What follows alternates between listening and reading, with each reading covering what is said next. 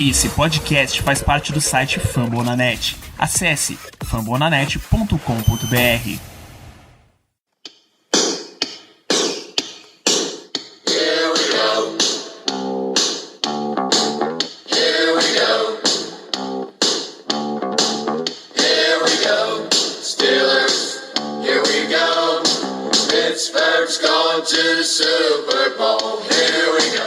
Muito bem, pessoal, estamos começando, em definitivo, mais uma versão, mais uma edição do Black Yellow Brasil Podcast. Esse é o programa sobre o Pittsburgh Steelers para todo o Brasil, direto daqui da twitch.tv/blackyellowbr, de fambonanet.com.br, Spotify, Apple Podcasts e Deezer, aí da onde você quiser. Eu sou Danilo Batista, seu host para mais uma semana, e para comentar o andamento, os desdobramentos desse belíssimo Steelers 27-19 contra o Denver Broncos. Eu tenho a presença de Ricardo Rezende. Sempre um prazer, Ricardo. Boa noite. Talvez hoje mais do que nunca. Bom dia, boa tarde, boa noite. Tô vendo, eu dei boa noite, mas algumas pessoas dando boa tarde. Aqui em Recife já está extremamente escuro esse horário. Mas sei que por esse Brasil veronil, diversas cidades ainda estão acompanhando esse belíssimo pôr do sol. Então, uma boa noite, Danilo, para você que está aqui, vizinho meu em Recife. Uma boa tarde, ou bom dia, ou boa noite para você aqui do chat e você que está no conforto da sua residência. É bom, né, falar sobre vitória. Tá tudo certo na vitória, tá tudo certo. Nada dá errado. Até sec do Henry Mondeau a gente teve ontem. O primeiro sec da carreira do Henry Mondeau tivemos ontem. É isso. Se a vitória esconde muitas coisas, eu quero que elas fiquem super escondidas. Eu só quero saber sobre elas depois de muito tempo que se passou, que já foi tudo resolvido. A gente vai comentar bastante aqui sobre a vitória e vamos, antes da gente ir para destaques, como é normalmente o rumo desse podcast pós-jogo, vamos dar uma passada geral na partida. A gente vinha com perspectivas de que esse jogo contra o Broncos ia ser uma oportunidade de vitória, tanto antes da temporada, porque a gente sabe que a segunda metade do calendário é extremamente mais difícil, quanto na semana antecedendo o jogo, porque a gente sabe que o Broncos vem tendo problemas, especialmente com lesões. Lesão de wide receiver, o quarterback, Teddy Bridgewater, só foi confirmado na véspera ou em cima do jogo mesmo. O Courtland Sutton foi confirmado só em cima. O Broncos, não, apesar do 3-1 que eles chegaram para a partida, não era uma equipe em alta na liga. É o famoso 3-1 que não ganhou de ninguém, que vocês acostumaram na temporada passada, né? Mas aí o Steelers sai com uma vitória que para mim pelo menos foi de imposição, e eu queria saber de você, Ricardo, como é que você viu o jogo no geral? Que cumpriu com as expectativas do que a gente esperava ver do Steelers antes da temporada começar. Quando estavam fazendo o planejamento, esperavam ver o Steelers de ontem, você com a linha ofensiva totalmente nova, abrindo espaço para o Najee Harris correr. Foi isso exatamente o que aconteceu. Najee Harris teve bastante espaço. Eu estava vendo um dado bem interessante do Pro Football Focus hoje pela manhã. O Pro Football Focus tem que a média de Najee Harris até nas 4 primeiras semanas, para ele receber o primeiro contato, não era nem de uma jarda, era de 0,7 jardas. Não dava nem uma jarda, já recebia um abraço ou um contato de alguém. O jogo de ontem contra o Broncos, 2,5 jardas antes do primeiro contato. Ou seja, o espaço da OL finalmente estava funcionando contra uma defesa do Broncos, que as coisas da NFL, né? Que vindo a partida contra o Ravens, que o Ravens lutou para conseguir 100 jardas. Só conseguiu 100 jardas naquele polêmico jogo, naquela polêmica corrida, onde o Vic Fangio queria que o Broncos, pro fair play, o Ravens, perdão, pro fair play se ajoelhasse. O Ravens foi lá, correu, conseguiu as 100 jardas. E a gente ontem, no primeiro quarto do jogo, primeiro tempo, na verdade, terminamos com 89 jardas terrestres. Coisas da NFL, né? Uma vez que isso foi cumprido, a gente viu o que abriu de possibilidade ao longo da partida, coisas que a gente normalmente não está acostumado a ver, porque o nosso jogo terrestre simplesmente não engrena. Coisas que a gente viu ontem, passos pelo meio, no touchdown do Chase Claypool. A defesa do Broncos, por não estar conseguindo parar o jogo terrestre, teve que mudar um pouco a formação aí para a formação base da defesa. E a gente geralmente é que sofre com isso, para parar o jogo terrestre do adversário, né? E foi justamente naquele lance que o Von Miller teve que descer para cobrir o Chase Claypool. E um mismatch muito óbvio, muito claro. O Chase Claypool conseguiu, sei lá, mais 50 jardas, um avanço gigantesco para ele. O que a gente esperava, as possibilidades que abrem quando o seu jogo terrestre funciona, o que a gente viu ontem. Big Ben eficiente, 25 passes só no jogo, talvez a menor marca dele, se a gente for olhar, sei lá, os últimos 10 jogos, com certeza, não teve mais que 25 passes, acertou 15, seguro, teve alguns passes, eventualmente, que ele vacilou, mas tudo bem. E que ele vacile nesse pouco, né? Nesse universo amostral pequeno que ele tem disponível.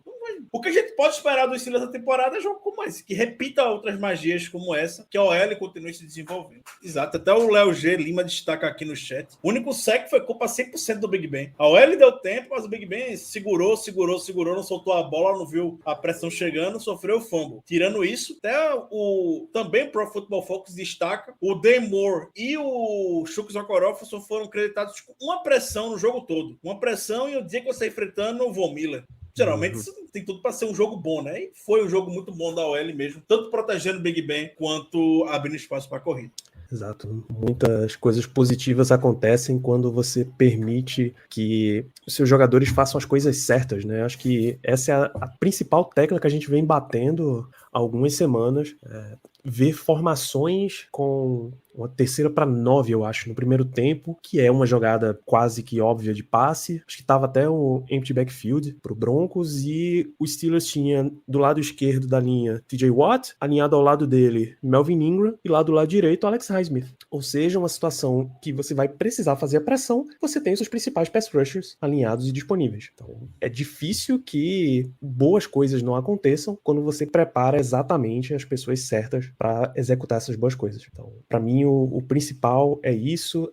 Você quer ter um jogo com o Najee Harris aparecendo, então você vai colocar bloqueios suficientes para ele. Várias vezes a gente viu 2 tight ends, a gente viu 2 tight ends com mais Derek Watts alinhado de tight end para abrir espaço para que Najee Harris conseguisse correr. E aí você estabeleceu o jogo corrido, você diminuiu a pressão para o Big Ben e o jogo começou a andar. Você conseguiu começar a permitir algumas leituras diferentes do screen pass na ponta. Sempre a jogada curtinha. Você começa a abrir o leque de jogadas e isso facilita bastante o trabalho de um quarterback que é experiente na liga, né? Ele sabe aonde a leitura pode dar muito boa. Exato. E a gente já vinha conversando, já falou no Twitter, já falou em episódios anteriores aqui, sobre como a 12 personal é o caminho do sucesso que o Steelers vai ter nessa temporada, desde que Eric Ebron não esteja dentro de campo, é claro, né? Você abrindo com o Zach Gentry, que tá bloqueando muito bem, Zach Gentry tá sendo muito envolvido, tá bloqueando assim, muito, mas muito bem mesmo, e o Pat Fremont, também muito melhor bloqueador do que o Eric Ebron, não precisa de muita coisa, mas também não desmerecendo, é claro, o Rook, que pra mim vai ser a nova válvula de escape do Big Ben sem o Juju, né? Vai passar agora pelo Pat Fremont. Até o Alex Kozura destacou hoje de tarde. Isso também reparei no jogo. Durante a partida, o Pat Fremont teve 2 recepções, mas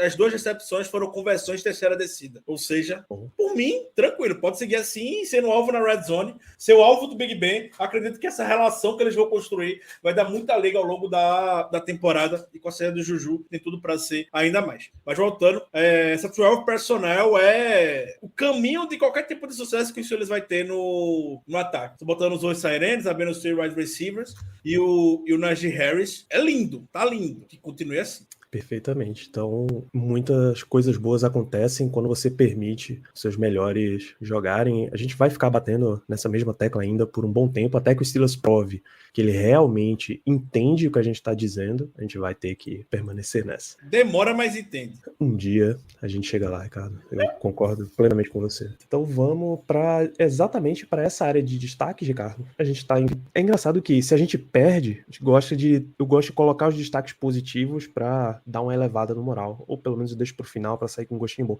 A gente ganha, eu prefiro começar pelos positivos. Vamos, destaques positivos nessa bela vitória do Steelers.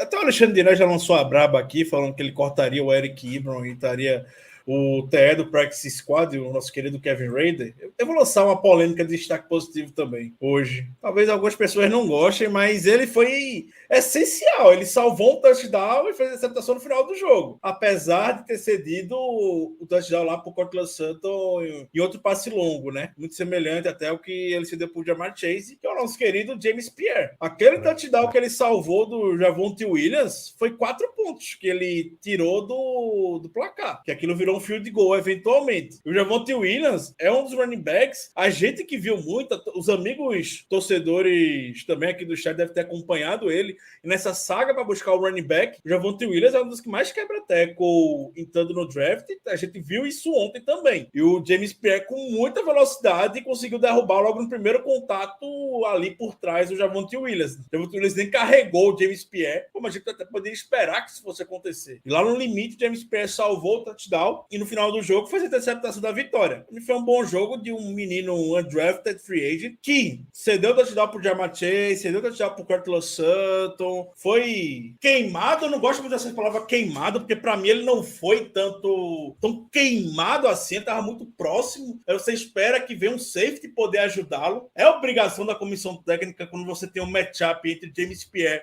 contra qualquer wide receiver, no mínimo bem calibrado na NFL, que você tem um safety poder ajudar. E a comissão técnica não botou em nenhuma das duas situações. Vai ser um matchup que vão continuar explorando, a gente vai continuar tomando lapada por trás disso. Mas tudo bem. Espero que a comissão técnica acorde para isso. Mas eu queria deixar um destaque positivo para ele, dar uma moralzinha, ele merece. Acredito que esteja caminhando, já mostrou alguns bons flashes nessa temporada, que está caminhando para poder terminar, pelo menos no meio, ou ali em forma intermediária, e fazer o suficiente para ser um cornerback que venha a ser depth bom para a gente, coisa que a gente não tem há muito tempo. Tem que ser CB1, claro, nem CB2, claro. Deve ser depth de cornerback, para mim, tá mais do que suficiente. Sim. E o que a gente quer de James Pierre, o que a gente queria, é difícil você esperar que ele fosse sair do undrafted free agent pouco usado no ano passado para ser uma estrela na liga esse ano. São poucos jogadores que fazem essa transição tão rápida. A gente queria que ele fosse um cara que começasse a participar, que você tivesse alguém ali atrás, na verdade na frente dele na lista, dando o suporte, e ele for aos poucos ganhando essa vaga, né? Não era para ser um desespero absoluto que ele fosse entrar e precisar ser titular. Então, bom que nessas situações em que a gente precisou, ele estava lá para corresponder. Eu deixo um outro destaque também de defesa, que é Cam Hayward, capitão de defesa, e ele vem tendo um desempenho na temporada inteira tão bom, a ponto que saiu a nota aí de que é a primeira vez em muito tempo que Aaron Donald não é o inside defensive lineman mais bem cotado, mais bem avaliado no PFF. Esse cara é Cam Hayward. Ele realmente tá jogando num nível muito alto. Desde 2014. Desde 2014 aqui. É realmente uma coisa muito grande. E Donald foi draftado em 2013, né? Então ajudou a controlar uma dupla que tinha muito perigo para esse jogo, para os Steelers, que era Melvin Gordon e Javonte Williams. Melvin Gordon voltando de lesão, mas enfim. Williams, todo mundo assistiu no período pré-draft, todo mundo viu o perigo que ele podia fazer, o estrago que ele podia fazer em cima dos Steelers. Então eu acho que tem que dar um destaque para ele mesmo, principalmente porque no front seven, ele, embora seja um nome forte, ele não é o nome badalado, né? Esse cara badalado é TJ Watt. Com os desempenhos desse, ele vai ajudando a fechar, e tem sempre que lembrar, é uma linha defensiva que já tá sem dois dos titulares, né? Sem Tyson Alualo, sem Stephon Tuitt. Toda a atenção fica voltada para ele. Você vê constantemente o Hayward sendo bloqueado por dois jogadores.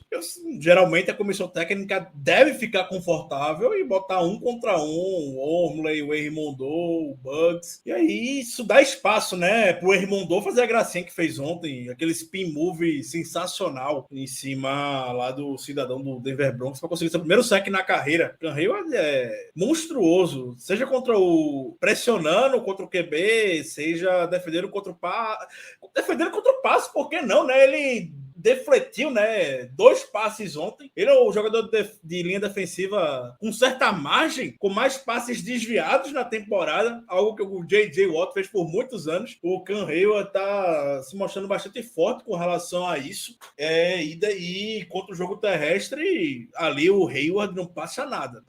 Sinto... E quando o Tuitt voltar, espero que o Tuitt volte logo, Thales. Eu realmente espero que o Tuitt volte logo. Botar 2 pessoas ali ali para dar conta do Hayward e do Tweet, e vai ser o caminho de sucesso também para que TJ Watt, Highsmith, o Ingram tenha também caminho de sucesso, né? Porque você tendo que focar hoje Cam Hayward, que seja Cam Hayward, que seja em TJ Watt, uma hora essa conta, quando o Tweet voltar, não vai fechar. Não vai fechar. Você se sente confortável hoje, como eu disse, em deixar os jogadores no mano a mano, no contra um. Espero que o Tweet volte logo para que essa conta do outro lado não feche, porque aí sim a gente vai voltar a ser talvez um pouco mais disruptível no termos de pass rush. Ontem até foi ontem, mas o Teddy Bridgewater até estava saindo muito bem contra a pressão que a gente estava botando. Perfeito. Tem um destaque de grupo aqui, que no ano passado, em especial, apanhou bastante com justiça, tá? Que é o grupo de wide receivers. Tá? Precisa ganhar láureas nesse jogo aqui, porque Deontay Johnson tá realmente em posição de wide receiver 1, né? O cara que recebe mais passes, o cara que tá fazendo as recepções, e é ele que tá destravando aquele lance do Steelers não consegue fazer um touchdown na primeira campanha do jogo. São 2 bolas para ele, né? Uma de 45 jardas e outra agora de 22. Não, 22 foi mais tarde no jogo, uma de 50, na verdade.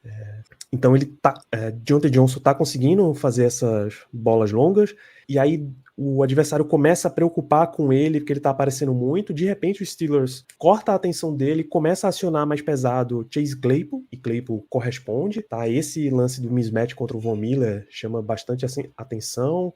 Mais à frente no jogo, um touchdown de 18 jardas, e tá mostrando evolução, até em posicionamento e tal. Então, o grupo de wide receivers tá em boa conta, pelo menos no topo, assim. E uma das coisas mais legais de ver do Deontay Johnson, e eu não vou falar que antes ele já não fazia isso, porque eu pude testemunhar isso, inclusive, pessoalmente. Muito se falava como é que o Deontay Johnson vai sair contra cornerbacks principais dos times anteriores. A gente viu semana passada contra o Jair Alexander, ele fez o touchdown na abertura em cima do Jair Alexander. Essa semana ele fez o touchdown em cima do Kyle Fuller e tirou o Kyle Fuller para dançar em alguns momentos, forçou lá a interferência, que muita gente falou que não foi, mas foi claramente o Kyle Fuller estava abraçando o Deontay Johnson.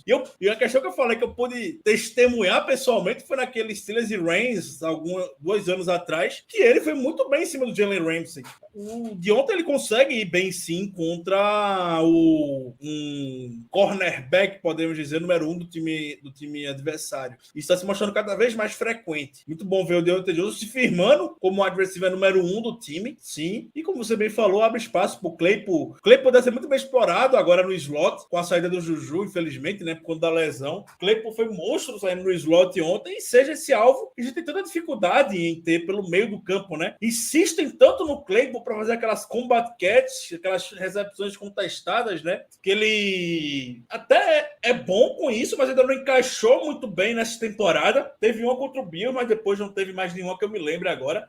Ontem teve uma que lançaram para ele e o Patrick Surtain estava em cima, mas o Pro Football Focus até contou isso como um drop, e a bola bateu no capacete do Claypool, inclusive. E aí você deixa o James Washington um pouco mais para ser esse cara e bota o Claypool ali pelo meio, que ele castiga, ele já mostrou que castiga, consegue muitas jardas após a recepção, anotou o touchdown também, recebendo muito bem a bola no meio da end zone. Tamo bem, tamo tranquilo com relação a isso, vale o destaque sim para poder o corpo de wide receivers. O que mais você tem aí na sua lista? Eu tenho um destaque positivo, que ele vem, inclusive, sendo uma figura constante, diria aqui, entre os destaques positivos, e que merece, diria, se a gente não tá o xingando, é porque coisa boa ele tá fazendo, geralmente. É o nosso querido Terrell Edmonds. O Terrell Edmonds tá jogando de forma muito consistente nessa temporada. Se a gente não tá vendo, talvez, Tyrant se destacando, a gente não viu o Noah Fant aparecendo ontem, basicamente, o Noah Fant vai aparecer lá no final do terceiro quarto, era porque o Terrell Edmonds estava muito em cima do Noah Fant. E ele tá fazendo isso muito bem ao longo da temporada. O Joe Schobert também tá fazendo um papel muito bom, defendendo contra o passe. Então,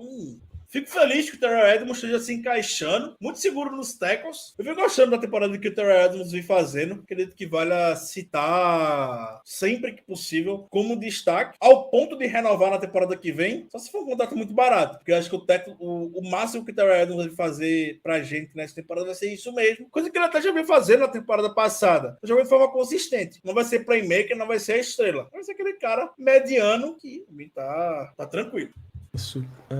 Destaque tem que ir também para Chris Boswell, É mais um nome que se você não tá, se ele não tá chamando a atenção negativamente, isso tá indo bem. 5 de 5 em chutes, 2 field goals, 3 extra points.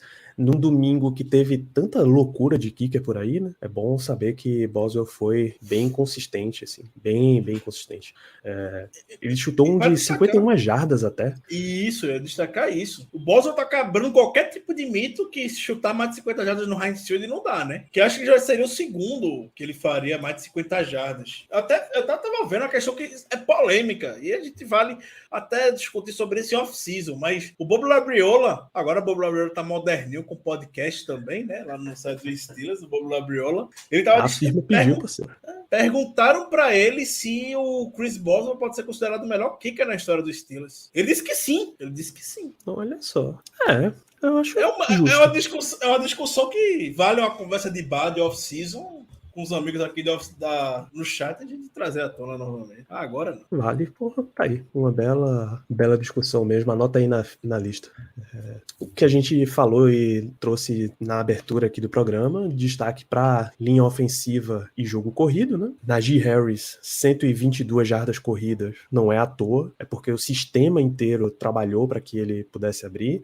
A gente já vinha assistindo nos últimos jogos que ele tinha o ímpeto, que ele sempre que passava do contato, ele conseguia bons avanços, mas que o contato estava vindo muito cedo, e aí esses bons avanços eram menores do que eles poderiam ser. E, 122 jardas de corrida já fazem, tal qual a senhora do Titanic diz, uns 84 anos, né? Nossa, desde a semana 5, não, eu vi isso, acho que foi da semana 5 mesmo, foi o jogo do Browns, os dois jogando 4-0, o James Conner teve 100 jardas naquele jogo, pronto, desde então a gente não conseguiu mais. Fica difícil, né? Fica 16 difícil se jogos ajudar é uma temporada toda. 16 jogos é uma temporada toda. Basicamente, você conseguir 100 jardas. É muita coisa. Não dá, bicho. Não dá. Você quer ajudar um quarterback em recuperação ou em declínio, um ataque a andar, você precisa fazer esse tipo de coisa, cara. Você precisa dar um jogo corrido que funcione. Então, feliz que funcionou nesse jogo. Mas aí, Ricardo? Na minha lista, não. Os nossos telespectadores que estão aqui na live com a gente, tem mais algum destaque positivo que vocês queiram passar? Nessa semana de vitória, né? A gente dá essa moral aí pra turma. Olha só, Léo menciona Matt Canada, Ricardo. Você acha que o sistema dele funcionou nesse ponto? Sim. O meu destaque a respeito de Matt Canada foi ele de óculos escuros na cabine. Sim, a gente teve mais pre-snap motion, algo que a gente queria muito ver com maior frequência, né? A gente viu nessa partida. E isso é um dos fatores para que o jogo terrestre venha dar certo. E também que os tackles tenham algum tipo de sucesso, né? Porque se você quer neutralizar o pass rush adversário, ou pelo menos um dos edges adversários, você vai ficar constantemente fazendo motion para poder deixar o cara processar meio segundo, para saber se vai ser corrida, vai ser passo, vai ser o quê, né? Veio numa hora boa, então sim, se a gente neutralizou e o Chucks e o Demore teve qualquer tipo de sucesso, passa por isso também. Para mim vale destacar assim. Lasanha Duarte, nessa hora da fome, conversar com alguém chamado Lasanha é sacanagem, viu? Inclusive, eu estou pedindo comida nesse exato momento. Parabéns. 2 punts no jogo apenas, o que significa uma bela dominância do ataque. Bonito. Isso é da época de Le'Veon Bell, né? Que o time cozinhava o relógio, corria. Faz tempo, viu? Bom ponto, bom destaque. Deixa eu ver o que a gente teve de passes e corridas. São 35 corridas, 147 jardas, 25 tentativas de passe e 253 jardas. Uma distribuição bem boa no nível que eu esperaria, por exemplo. Espera, 35 tentativas de corrida, tá de sacanagem, né? 23 para Najee, 5 Benisnel, tem 4 para Kalembalage aqui no final. E tem pra Juju também. Juju também correu com a bola. 2 Juju, Kalembalage, e eles devem estar contando uma ajoelhada no final lá de Big. Provavelmente, sim. Dantas dá o seu destaque para Presley Harvin, terceiro. Deixa eu puxar os punts aqui, 2 punts, 119 jardas no total, com um longo de 63. Eu gostei do Chris Boswell, a declaração do Chris Boswell sobre o jogo do Presley Harvin. O Chris Boswell disse que o Presley Harvin maltratou a bola. O Boswell disse que ele maltratou a bola no jogo. E maltratou cortou mesmo. Ele deu um segundo punch dele, foi uma sapatada que você ouve o boom do chute. Uma sapatada que ele deu. Coisa boa, coisa boa. Coisa boa mesmo. Thales destacando a melhora de linha ofensiva, entrada de jogo terrestre. Gabriel com mais bolas pro Pat Frymouth, a gente tá na expectativa que isso vai aumentar. Também do Thales, Big Ben usando o meio do campo, e aí reforça o destaque para Matt Canada também, né? Fazer algumas chamadas que envolvam o meio do campo. Tyrands bloqueando o Von Miller e permitindo big plays pro Najee, mais o destaque do Léo. Perfeito, 12 gente. personnel. Anotem no seu caderninho. 12 personnel. Anotem no caderninho. 12 personnel para o espectador que não está tão versado nas formações. E geralmente você faz isso contando quantos running backs são, quantos caras estão no backfield e quantos caras estão alinhados como tight end, né? E aí 1, 2 é R e T. Eu penso sempre no RT do Twitter. Então 1 running back, 2 tight ends, e aí você já tem 3, mais o quarterback 4, mais os 5 jogadores da OL.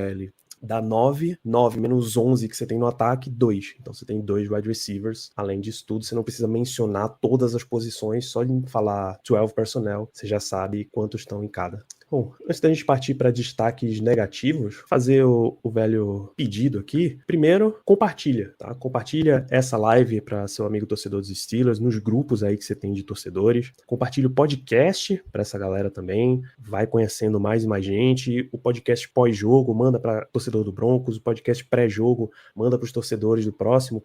Nosso próximo jogo é Sunday Night Football, inclusive. A gente tem umas coisas esquisitas para falar sobre isso aí depois. Você que está assistindo aqui na Twitch, você tem aquele Prime disponível, manda pra gente, faz uma inscrição, aproveita que o Prime deu uma mexida nos preços, tá em condições baratas, vamos todo mundo dando esse suporte aí pra gente ir fazendo mais e mais coisas, e sendo meio contraproducente, a gente dá esse destaque incrível para o Black Yellow Brasil e partimos depois para os destaques negativos da partida. Você tem alguma coisa que você reclamaria nesse jogo, Ricardo? Uma pessoa falou o nome dele aí pelo chat, não lembro quem foi, então eu vou começar com ele mesmo. Eu esperava, talvez seja por conta do teto e da expectativa que a gente tem com relação a ele, que é o Minkah. Acho que o Minkah deu uma pequena vacilada naquela grande corrida do Javonte Williams. Acho que ele errou o tackle, ele tá até indo bem nos tackles nessa temporada, mas acho que a gente espera que o Minkah seja um jogador que ocupe aquele gap e não passe vergonha. Ele passou vergonha naquele pitch pro Javonte Williams. Esperava um pouco mais do Minkah. Na semana passada ele já dropou uma interceptação. A gente também não espera que o Minkah drope uma interceptação daquela contra o Aaron Rodgers. Hoje já foi isso. Então a gente tá citando constantemente o Minkah e os lances alguns isolados. Eu tô vendo a tentativa dos Steelers de melhor usá-lo ao longo do campo. Não deixá-lo tão isolado sozinho, coisa que ele faz muito bem lá atrás. No à toa, os Steelers conseguem tornar o campo de ataque adversário muito compacto por conta disso. Mas não tá dando muito certo. Não tá sendo com a expectativa que a gente espera. Deixa o Minkah abrindo aqui como um ponto pra gente observar. A gente espera. Novamente, não tô falando que o Minkah tá jogando muito, muito mal. Não, mas o Minkah é um quilate de jogador, uma expectativa que a gente espera que vai fazer o splash play, que não vai cometer erros. Melhor falando, que ele seja o cara de segurança dentro do time. E ele não tá sendo o cara de segurança que a gente esperava. Eu vou adicionar um destaque aqui negativo para running backs que não se chamam Najee Harris. Todas as vezes em que ele foi substituído, você viu Benizão entrando em campo e a chamada foi um passe para ele que ele dropou. Você viu Kalen Ballage, que tentou correu para trás, que não conseguiu se encontrar e tal. E nenhum dos backups está conseguindo entrar e dar condição para o jogo corrido continuar funcionando. Nenhum está conseguindo ser um change of pace, como a gente espera. Danilo, Isso perdão é ruim. interromper com breaking news. Por favor. A Dite que com a bala da NFL Network acabou de falar que o Steelers vai trazer o Anthony Miller para testes amanhã. E, segundo ela, parece algo promissor por parte do Steelers de assinar com o jogador. Lembrando que o Anthony Miller é filho do Randy Fitch, né? Filho de Memphis, né? Então, o Steelers muito provavelmente viu o Anthony Miller no processo pré-draft lá em Memphis. Perdão, atrapalhar, só isso mesmo. Muito obrigado. Mais notícias a qualquer momento na sua programação. Então, fica ruim quando você tem running backs que não conseguem fazer esse change of pace aí e vai prejudicando muito. Eu citei drop de Benny Snell, é uma grande notícia você ter um jogador um pouco mais experiente como Anthony Miller, embora jovem ainda, quando você vê aquele drop de Cody White, né? Aquilo ali foi assustador. Aquilo é nível... É nível amador, aquele amador. Foi feio. Foi um dos drops mais feios que eu já vi na minha vida, porque a bola foi como uma cesta no meio das mãos. A bola tava no colo dele, pô. No colinho. E ele abriu aqui a mão e mãozinha furada. É de dormir na casinha do cachorro, assim. Figurativamente falando. O que mais você tem aí, cara? Outro destaque negativo. Você citou o corpo de running backs, acho que vale o destaque, continuar sendo destaque sim, e a gente tá desesperado a esse ponto, só complementando o que você falou, a gente se desesperou ao ponto de chamar e dar snaps na Zach Gentry, e a gente tá desesperado ao ponto de chamar novamente o Anthony McFarland Jr., que tá no Injury Reserve, né, foi ativado aí daquela janela de 21 dias para poder vir a treinar. Acredito que o Anthony McFarland vai se encaixar muito nesse ataque do Matt Canada. Quando o Anthony McFarland deu certo lá em Maryland, foi quando o Matt Canada era coordenador ofensivo lá. Vale dobrar esse destaque do depth de running back, que foi horroroso. O Cody White, você falou, fez um bloqueio maravilhoso para uma corrida do Najee Harris, mas recebendo a bola foi uma desgraça. Eu esperava um pouco mais do corpo de cornerbacks, principalmente ali mais no final do jogo, quando a gente abriu para poder quase permitir a virada. Sei que você tem o James Pierre no início do jogo, mas uma vez que a conexão Tim Patrick e Bridgewater deu certo, o Joe Hayden levou um baile mais uma vez, apesar de que no final da partida o Joe Hayden impediu o touchdown, né? Salvou muito bem o touchdown do Tim Patrick lá na end zone. Aí vale o destaque negativo para esse lado. Uma coisa que eu tava vendo semana passada no Steelers Depot, Terrible Podcast lá do nosso amigo Dave Bryan, ele destacando o quanto talvez você perder jogadores do quilate de Steven Nelson. Talvez não, acontece. Você perde jogadores do quilate de Steven Nelson e de Mike Hilton, faz com que você tenha que facilitar um pouco a vida dos seus cornerbacks. Como é que você facilita a vida dos cornerbacks hoje? Você deixa eles jogando em zona. Você bota eles para jogar em zona, não jogando man-to-man. Não tem confiança, talvez, em o James Pierre para jogar man-to-man. Naturalmente, hoje na NFL, coisas ruins acontecem quando você bota seus cornerbacks em zona. Dificilmente hoje você vê cornerback tendo algum tipo de sucesso em zona. Talvez seja um pouco jogando contra os nossos cornerbacks. Espero que isso venha naturalmente mudar ao longo da temporada, que eles vão também se desenvolvendo e que o Joe Hayden recupere a sua confiança. O Joe Hayden tá levando baile, levou baile do Jamar Chase, levou baile ontem também. A gente espera que o Joe Hayden vai levar baile assim, né? Toda hora desses jogadores. Mas faz falta também, quando ele não tá, ele faz falta, claro, né? Espero que o Q Santos ceda o clube da virilha o mais rápido possível. Já começa a ficar preocupante, cara. Quando o tanto de jogador que vai indo nessa lesão específica, sabe? Complica muito. Inclusive, você falou da contratação do Anthony Miller. A gente estava conversando de novo com o Shakur Brown, foi isso que eu entendi mais cedo, Ricardo? O Shakur Brown postou no Twitter: I'm back. Eu voltei. Pra onde eu não sei. Se voltou pra Liga, se voltou pro Steelers, não sei. Talvez o time esteja fazendo, movimentação que eu prevejo o time está fazendo vão promover o Carl Joseph, que já estão enrolando algumas semanas para o roster principal, no lugar do Juju. Devem botar o Juju no Injury Reserve, e aí abre uma vaga no Practice Squad e você traz o Shakur Brown para o Practice Squad. É o que eu vejo acontecendo se o Shakur Brown realmente estiver retornando, né? Ainda não anunciaram nenhuma movimentação oficial. Vamos ver se durante essa live eles fazem isso. Justo. Bom, já que mencionamos movimentações do Steelers, a gente mencionou... Só brincadeira, só um ponto. O Anthony Miller chegou a postar Duval no Twitter.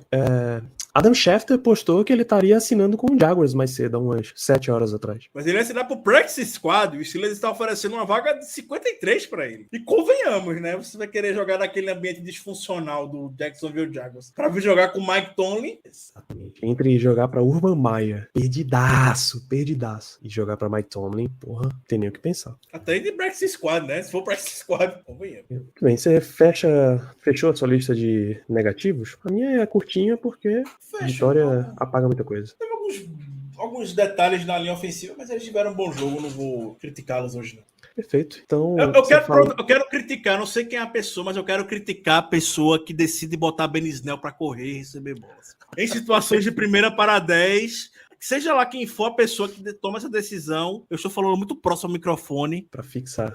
Sim. Destaque negativo. Perfeito. Correto. Você mencionou Juju agora mais cedo. O Juju é uma das notícias pós-jogo, né?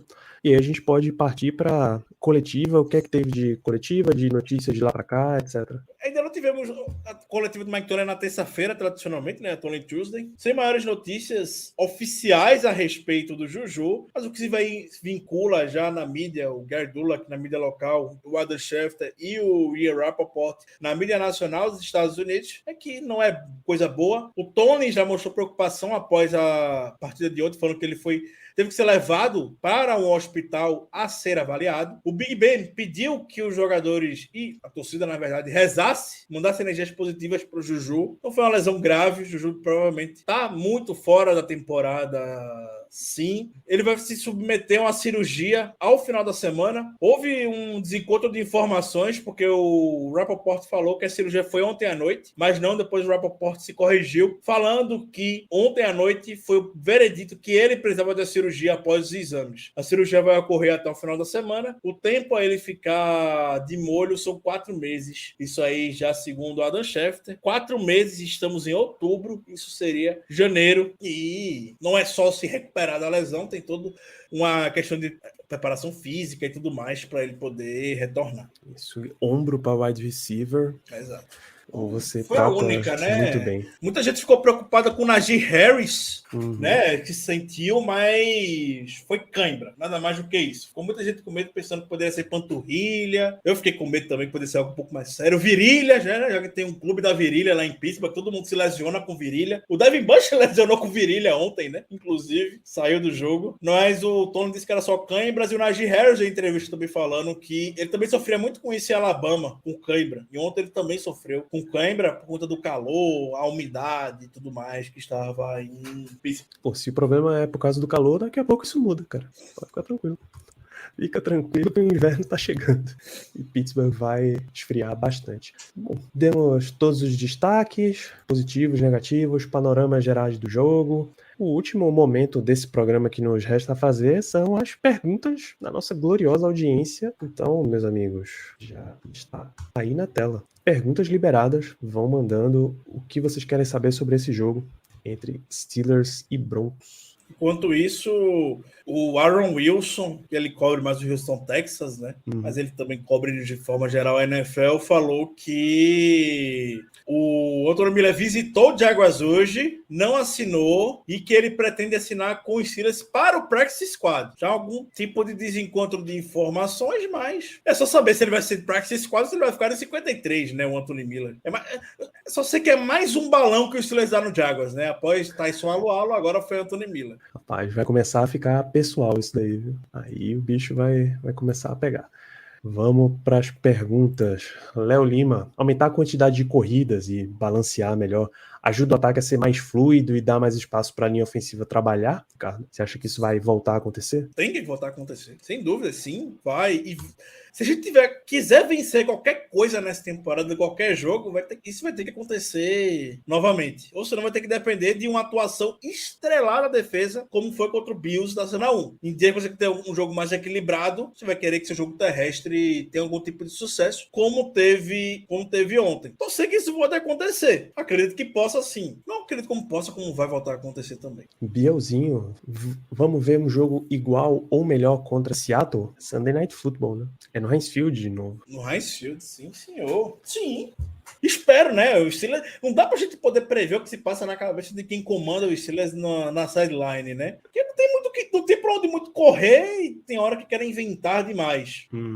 Quando não inventa, geralmente as coisas dão certo. Espero só que não inventem. E o Seahawks é obrigação vencer, né? Sim. Qual a sua perspectiva para enfrentar Geno Smith e não Russell Wilson?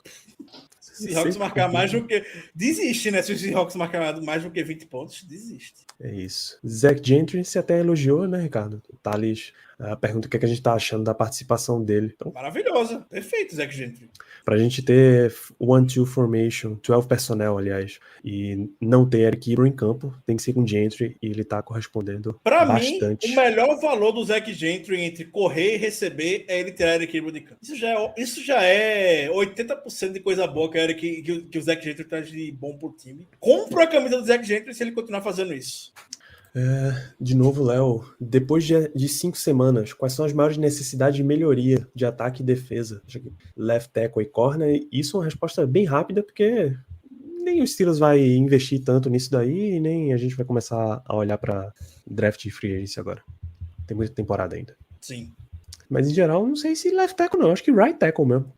Eu diria OL como um todo vale olhar, mas também não vai queimar os meninos agora, né? Left tackle, se você tiver uma grande oportunidade no ano que vem, é óbvio que você tem que olhar. Se tiver uma oportunidade única, um Rashad Slater na sua vida, é claro que você tem que abraçar, né? Mas eu não jogaria nem o Kendrick Green, nem o Demo embaixo do ônibus, como os americanos gostam de falar ainda não.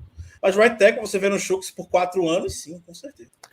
Formação de ataque, você acha que os 3 titulares de wide receiver, Deontay Johnson, Chase Claypool e James Washington, é bem provável, né? A não ser que você considere que os Steelers, em termos de titular, não vai ser 3 wide receivers, vai ser 2 tight ends. Aí James Washington perde um pouquinho mais de espaço. Mas em quantidade final de snaps, deve ser nesse sentido mesmo. Exato. Por que não cortaram Eric Ebron ainda? O Santo pergunta. É uma boa pergunta. Queria ter resposta para isso. Eu estou guardando meus fogos aqui em casa para quando isso acontecer. No dia que isso acontecer, eu seria...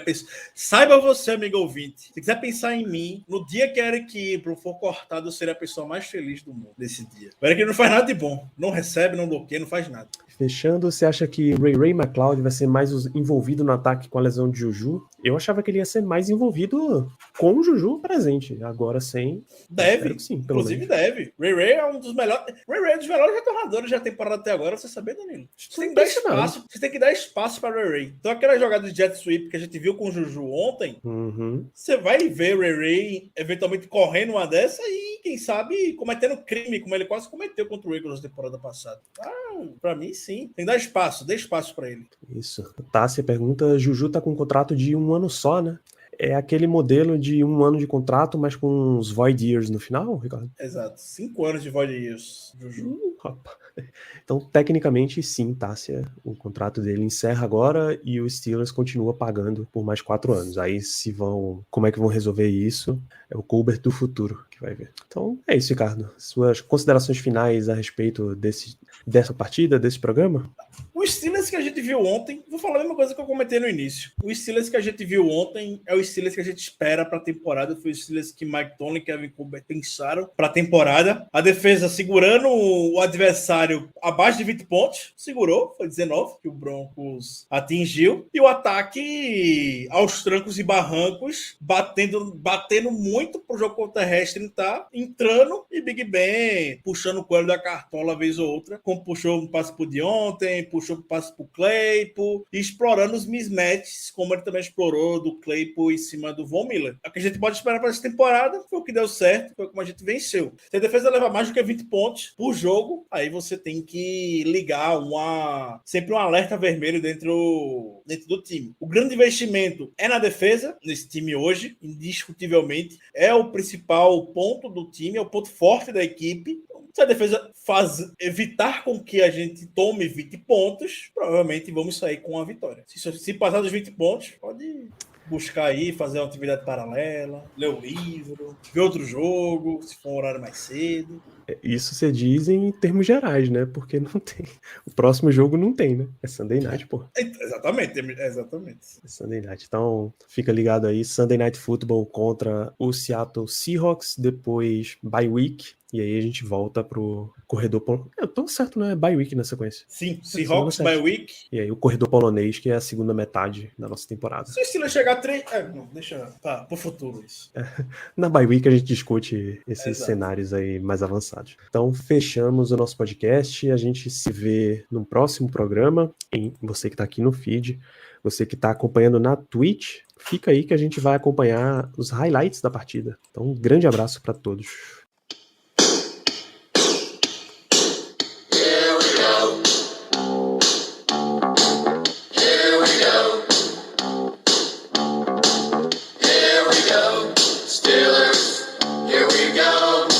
Pittsburgh's going to the Super Bowl. Here we go. If you're a facilities manager at a warehouse and your HVAC system goes down, it can turn up the heat, literally. But don't sweat it, Grainger has you covered. Grainger offers over 1 million industrial-grade products for all your operations, including warehouse HVAC maintenance. And even better, they offer access to experts and fast delivery, so you and your warehouse can both keep your cool. Call 1-800-GRAINGER, click Grainger.com, or just stop by. Grainger, for the ones who get it done.